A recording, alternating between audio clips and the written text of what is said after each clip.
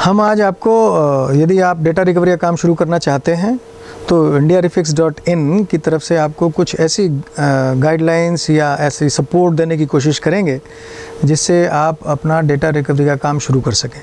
सबसे पहले data recovery में मैं ये बताना चाहूँगा आपको कि डेटा रिकवरी के 2-3 लेवल्स हैं।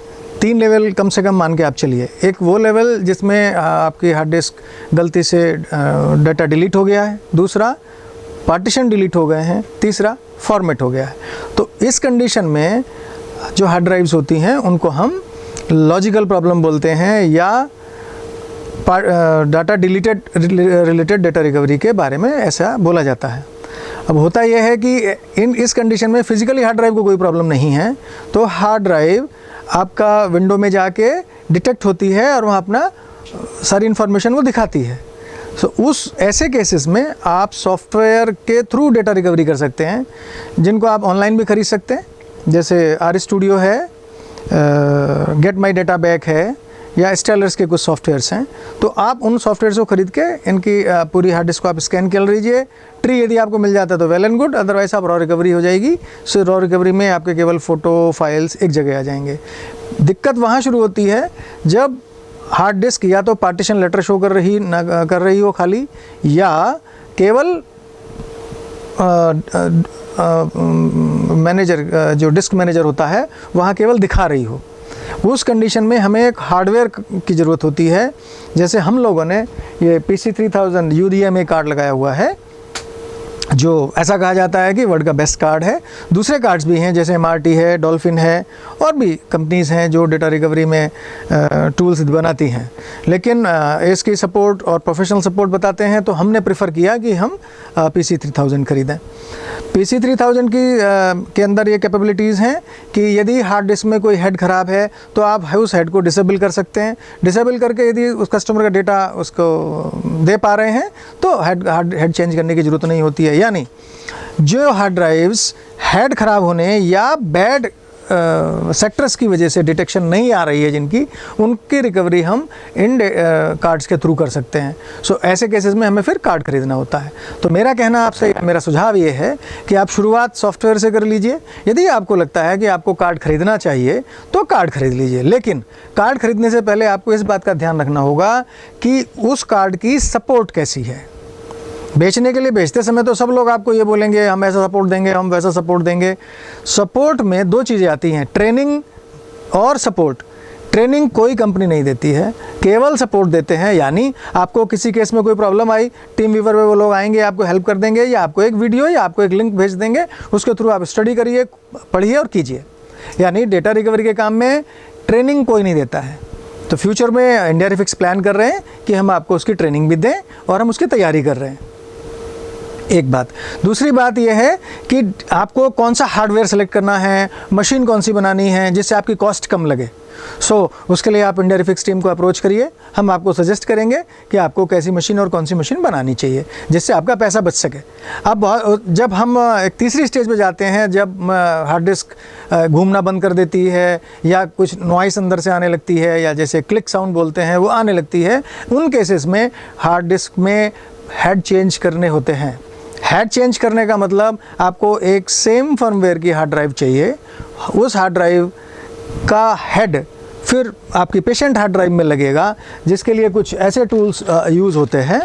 तो इन टूल्स के थ्रू ये टूल्स आपको ख़रीदने पड़ेंगे। प्रॉब्ली आपको क्लीन रूम बनाना पड़ेगा। क्लीन रूम में का मतलब हो गया कि वहाँ डस्ट नहीं हो। यदि डस्ट होगी तो आप जब हेड चेंज करेंगे तो प्लेटर और हेड के बीच में डस्ट जाएगी, जो आपके नए हेड को भी ख़राब कर देगी। तो ऐसे उस चीज़ के लिए आपको अच्छा क्लीन रूम बनाना पड़ता है। क्लीन रूम ना हो तो क्लीन कैबिनेट्स बना सकते हैं, जो आज आप गूगल सर्च करिए आपको मिल जाएंगी बहुत सारी क्लीन कैबिनेट्स। हमारे देश में भी बन रही हैं। अहमदाबाद में मैंने एक हैं उनसे बात की थी, तो वो हमारे देश में भी अभी क्लीन कैबिनेट्स और क्लीन वर्टिकल बेंचेस बन रही हैं। तो ये 3 लेवल हैं जिसमें अब सबसे ज़रूरी है कि हम प्राइस समझें कि काम करेंगे, आपको ये काम करना है तो पैसा कितना मिलेगा। नॉर्मली जो सॉफ्टवेयर से रिकवरी हो जाती है, जिनमें हार्ड डिस्क हेल्दी होती हैं, हार्ड डिस्क में ऐसा कोई प्रॉब्लम नहीं होती है, उन केसेस में आराम से 3 से 5-7 हज़ार रुपये आपको मिल जाता है। ऐसे डिपेंड कि हार्ड डिस्क का साइज़ कितना है। उसके बाद जब कार्ड की रिकवरी या कार्ड की सपोर्ट के थ्रू आप रिकवरी करते हैं तो 5 से 10 हज़ार के बीच में आपको अमाउंट मिल सकता है। डिपेंड अगेन फिर से कि उसमें डेटा का हार्ड डिस्क का साइज़ क्या है। तीसरा, जब हेड चेंज करने वाली स्थिति आएगी तब आपका, क्योंकि इंफ्रास्ट्रक्चर भी बढ़ेगा, आपको क्लीन रूम भी खरीदना पड़ेगा, आपको डोनर ड्राइव भी खरीदनी पड़ेगी। पॉसिबली ऐसा भी हो सकता है कि पहली डोनर ड्राइव काम ना करे तो आपको दूसरी डोनर ड्राइव खरीदनी पड़ेगी, तो वहाँ प्राइस हाई हो जाता है। नॉर्मली हमारे देश में क्या होता है कि डाटा रिकवरी का मतलब ये ऐसा समझते हैं कस्टमर कि डेटा कॉपी किया है और पेस्ट किया है। कॉपी पेस्ट नहीं होता है, कॉपी पेस्ट तो बाद में होता है। पहले डेटा को, हार्ड डिस्क को इस स्थिति में लाना कि उसको ये कार्ड एक्सेस कर सकें, और जब ये कार्ड की एक्सेसिबिलिटी आती है तो कार्ड स्कूप करके डेटा को देखता है। फिर यदि ट्री मिलता है तो ट्री हम कस्टमर के साथ शेयर करते हैं, तो कस्टमर उसको अप्रूव करता है, तब वो पर्टिकुलर डेटा को हम माइनिंग करते हैं या एक्सट्रैक्शन करते हैं। फिर उस डेटा की रिकवरी होती है। फिर उस रिकवरी के बाद डेटा जो आपकी बैकअप ड्राइव है उसमें हम ट्रांसफ़र करते हैं, या उसको ट्रांसफ़र ड्राइव भी बोलते हैं, तो ट्रांसफ़र ड्राइव में उसको ट्रांसफ़र करते हैं। सो इस प्रोसेस में यदि जैसा प्रोसेस है, जैसे लेवल 1 प्रोसेस है उसमें टाइम भी कम लगता है, लेवल 2 में थोड़ा टाइम ज़्यादा लगता है, और लेवल 3 के जो टाइम है जब हम हेड ख़राब होती हैं हार्ड डिस्क, या ऐसी स्थिति में जो लेवल 2 और लेवल 3 दोनों में हार्ड डिस्क का क्लोनिंग भी करना पड़ सकता है, हार्ड डिस्क की इमेज बनानी पड़ती है, सेक्टर टू सेक्टर कॉपी करना पड़ता है, या मैं कहूँ LBA टू LBA कॉपी करना होता है, तो उस केसेस में काफ़ी टाइम लगता है। कभी कभी महीना, 2 महीना, 3 महीने तक भी लगते हैं। सो कस्टमर डाटा रिकवरी के समय में आप ऐसा बिल्कुल अज्यूम मत करिए कि ये बिज़नेस करेंगे तो हार्ड डिस्क लगाया और उधर डाटा आना शुरू, ऐसा नहीं है। हार्ड डिस्क के साथ क्या प्रॉब्लम है ये आपको पहले समझना पड़ेगा। इसके साथ साथ सबसे इम्पॉर्टेंट बात कि आपको खुद स्टडी करनी पड़ेगी। जैसे लैपटॉप में आपको स्टडी करनी होती है कि कौन सा बोर्ड है, कौन से मॉडल का है। जैसे हम लोग बोलते हैं LA-992P, सो वो पर्टिकुलर मॉडल है किसी लैपटॉप मदरबोर्ड का। ऐसे ही यहाँ आपको फैमिली समझनी होगी हार्ड डिस्क की। जितने मैन्युफैक्चरर हैं हार्ड डिस्क के, उनकी सबकी फैमिली समझनी होगी। सब में आपको आने वाली प्रॉब्लम्स धीरे धीरे समझ में आएंगी, वो तुरंत समझ में नहीं आएंगी। सो उसके लिए आपको ट्रेनिंग की ज़रूरत पड़ती है या एसोसिएशन की ज़रूरत पड़ती है। हम कोशिश कर रहे हैं IndiaRefiX.in की तरफ से कि फ्यूचर में आपको उस बारे में हेल्प करेंगे। ऐसा इसके अलावा यदि आपको कोई क्वेश्चन है तो IndiaRefiX की साइट पे जाके आप हेल्प मांग सकते हैं, और हम कोशिश करेंगे कि आपको जैसे हम लैपटॉप में हेल्प करते रहे हैं वैसे डाटा रिकवरी में भी हेल्प कर सकते हैं। हाँ, ये बात ज़रूर है कि डेटा रिकवरी इस समय में या इससे पहले भी काफ़ी इन्वॉल्वमेंट का बिजनेस रहा है। आप इसमें इन्वॉल्व होंगे तो नो डाउट आप पैसा अर्न कर पाएंगे।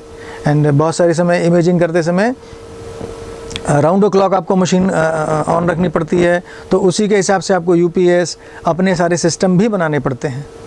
हम लोग जो यहाँ करते हैं, हम लोग डेटा रिकवरी करते हैं तो PC3000 को यूज़ करते हैं। जैसा मैंने बताया, PC3000 में जो नॉर्मल रिकवरी होती है वो तो सीधे आप किसी भी सॉफ्टवेयर से कर सकते हैं, और हार्ड डिस्क यदि काम नहीं कर रही है तो हार्ड डिस्क के बहुत सारे परम्यूटेशन कम्बिनेशन बनाने पड़ते हैं। जैसे Seagate की हार्ड ड्राइव हैं, उसमें टर्मिनल कंट्रोल आना ज़रूरी है। जैसे WD की हार्ड ड्राइव्स हैं, उनमें यदि वो बिज़ी हो जाती हैं तो उनका खाली PCB को इनिशियलाइज़ करके फिर हार्ड डिस्क पे लगाने का एक प्रोसेस होता है। वो धीरे धीरे आपको जब आप करना शुरू करेंगे तो आपको समझ में आएगा। और होप सो कि मैं आपको इस बारे में कुछ बता पाया हूँ। Keep watching.